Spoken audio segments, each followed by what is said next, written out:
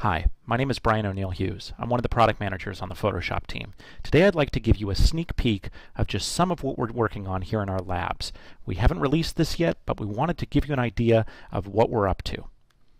Here's an image we shot for a client, and it looked great when we took it, but in looking at it a little more closely now, we realized that we've got some lens flare here, and there are a couple of pieces of trash on the ground. And of course, this is the one they've chosen for print, so we realized that we really need to give it some scrutiny and clean up some of the trash and the distracting elements in the image. They've also asked that we go ahead and remove this tree in the left-hand side of the image because they want to put text and a logo up there and they don't want it to conflict with the background. So we have a lot of work ahead of us. Let's first look at some tools that we have available to us right now in CS4. Spot Healing Brush is a really great tool, but if I were to try to use it on something like this, you see I pick up artifacts from the background.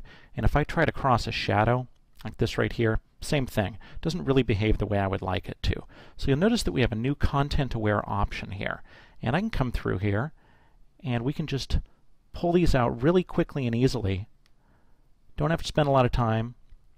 Just click on the area, and we're making a much better guess about the information surrounding that area. So I can come through here and clean up those divots in the grass, and I can even come down to this tricky area with the shadow, pull that leaf out really quickly and easily. Over here, take that out, move that out of there, and even clean up this area right there. Now when it comes to areas like this lens flare right here, let's take a closer look at that. If you've ever tried to remove this manually, you know this is really time consuming and problematic because you essentially have to go in and stitch the fabric and build the bench, change the color and tone of it. Really difficult. I'm going to click the delete key, and you see that I now have a content-aware fill option. And really quickly, that's exactly what we've done there. I can do the same thing down here in the lower corner where we have some lens flare. Just make a loose selection, click delete, and we'll fill in that area. Now let's talk about that tree. This is going to be a little tougher, and to make our jobs somewhat easier, let's crop the image a little bit, give it a little more balance. See, we've got a nice rule of thirds overlay there. Okay, so that's a little bit better. Sure enough, we have a little bit of flare coming off the sun there, but we can patch that up. Now when it comes to the tree, I already made a selection.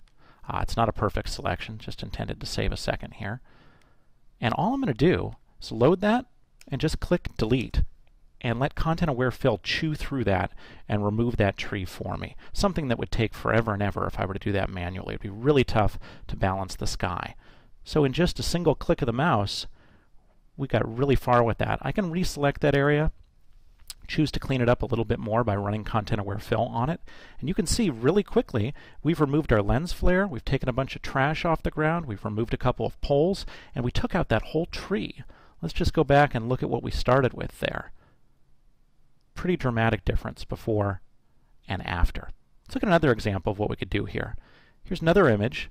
This one for a website, and they like the wide format of the image, but they've asked us for an image with and without the road. Now, of course, we don't have that. We only have the road that we drove out on. But let's see what content-aware fill can give us. Hopefully a starting point where we just have desert, and then we can go back and tune that up a little bit. So we're just going to let it chew through that road and put a desert over there.